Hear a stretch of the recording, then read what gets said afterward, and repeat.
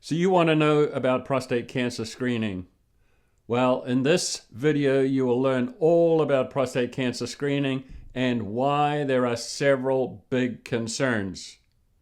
Welcome to HEALTHdrum. I'm Dr. Bert Vorstman, a urological surgeon, and this channel is all about routine medical conditions, self-care, and cash pay healthcare options so you can be informed and in control of your healthcare decision making. If you want to learn about routine medical conditions and preventive care, tap the subscribe button below. We get contacted by patients, employers, and providers regularly looking for ways to ease their healthcare burdens. So feel free to reach out with an email or hit the comment section below. So here's a summary of what this video is about. So here's the summary. We'll look at some of the prostate cancer screening marketing claims. We'll see how common prostate cancer really is. We'll discover that most men live with their cancer and don't die from it. And we'll review the two standard prostate cancer screening tests, the prostate check and the PSA blood test. And we'll see if there's any evidence for benefits for screening. Now, before we get into any of the possible benefits about prostate cancer screening, we need to let you know about this disclaimer. The information provided by HEALTHdrum is for educational and informational purposes only and is not a substitute for professional medical advice.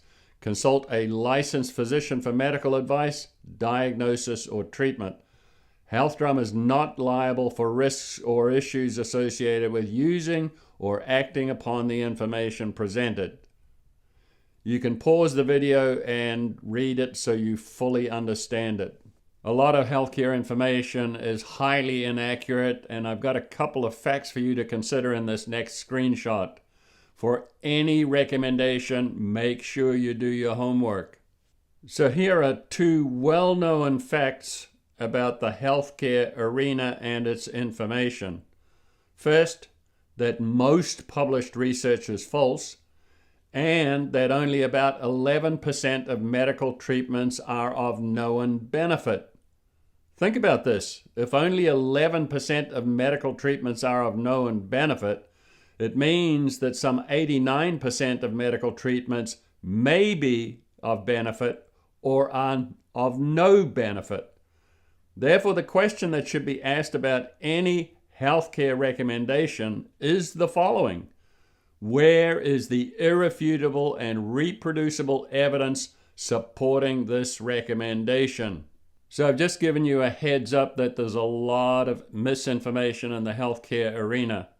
So let's check about some of these prostate cancer screening marketing claims and measure them up against the facts. So let's check some of these marketing claims. Most of them, in fact, are a manipulation of the facts. Yes, prostate cancer is very common. It's found in about 50% of 50-year-olds, 60% of 60-year-olds, and so on. But the important fact is that not all prostate cancers are equal. In fact, the common Gleason 6, although called a cancer, is a bogus cancer as its biological pathways for activation and spread are inactive. Therefore, this bogus cancer doesn't need detection, monitoring, or treatment. As well, most prostate cancers are low risk or intermediate risk and have very sluggish growth rates. In fact, it takes about 40 years for them to reach half an inch or 1 centimeter in diameter from the time of mutation. This time frame also means that most men will live with their prostate cancer and not die from it. Additionally, it's only the 10 to 15% of high-grade prostate cancers that are potentially deadly. And despite all the claims about whether to have focal or aggressive whole gland treatment for prostate cancer, there is no evidence that any treatment is curative. In fact, studies have shown that at 15 years, whether you had surgery, radiation, or no treatment, survival was the same for all three groups.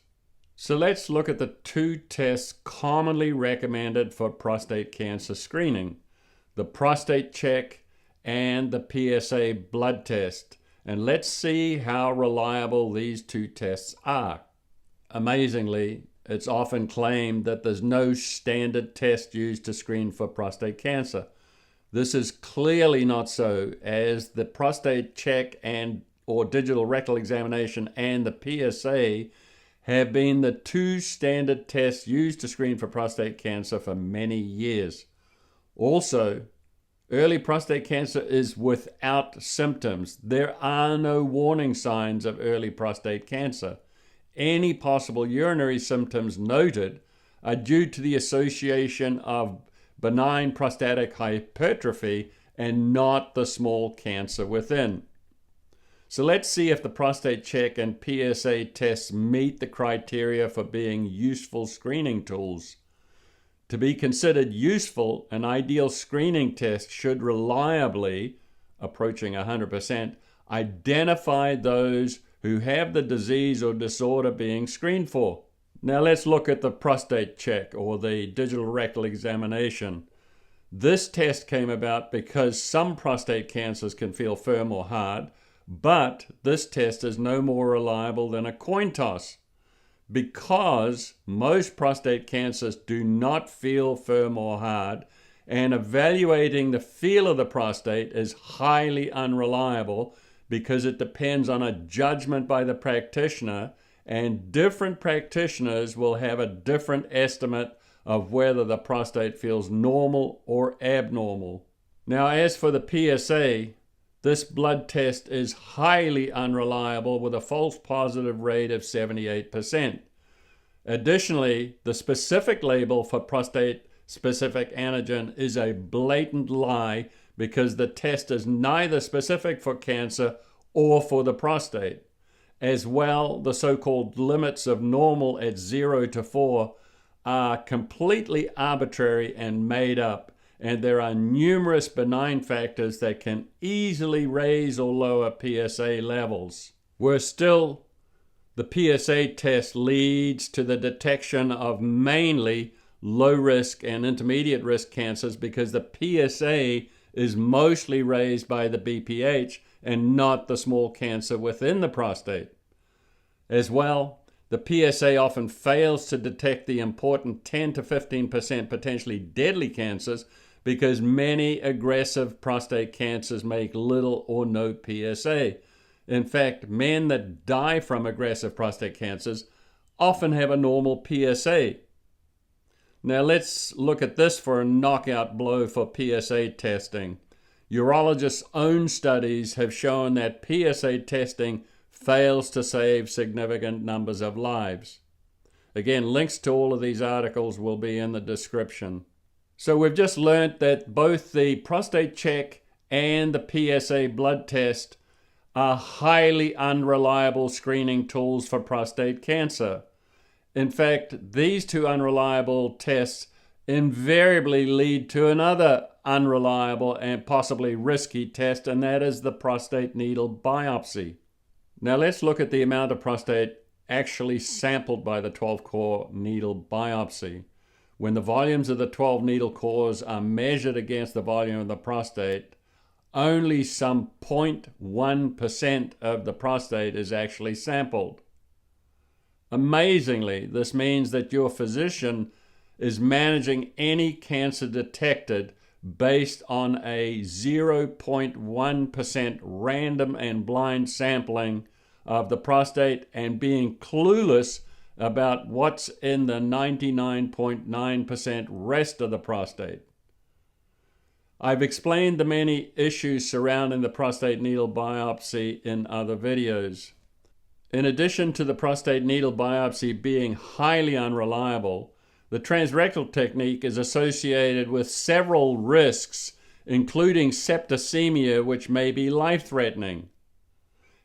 Even worse, the needle biopsy leads to the detection of mostly BPH and low-risk or intermediate-risk cancers that you will likely outlive. Only the 10 to 15% of high-grade cancers are potentially deadly. So now we know that the prostate check and PSA testing as screening programs for prostate cancer are highly unreliable. We know that PSA testing fails to save significant numbers of lives. We know that the prostate needle biopsy is risky and unreliable. So what else? Is there any evidence here that prostate cancer treatments are actually curative? So let's look at this fact, and this came from urologists' own treatment studies. At 15 years, the survival rates for those who had surgery, radiation, or no treatment were similar. Think about this. At 15 years, we have no evidence for cure. So if the results for prostate cancer treatment and the results for no prostate cancer treatment are the same, what exactly are the benefits of prostate cancer screening? So clearly the prostate check and PSA testing are both highly unreliable when used for prostate cancer screening. Unsurprisingly, neither of these tests meet the standard criteria for being useful screening tests, despite being labeled as standard of care and routine. Even more disturbing, not only does PSA testing fail to save significant numbers of lives, but at 15 years after treatment, whether you had surgery, radiation, or no treatment, survival was the same, making screening for prostate cancer ineffective.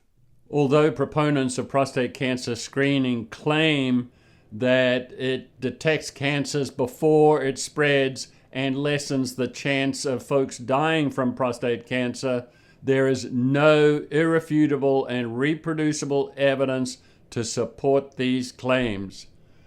People need to be very careful to do their homework before they race into screening and testing programs.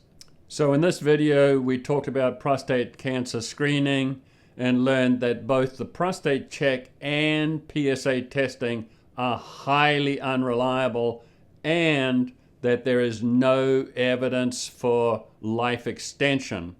To learn more about routine medical conditions, self-care, and preventive care, check out these other videos.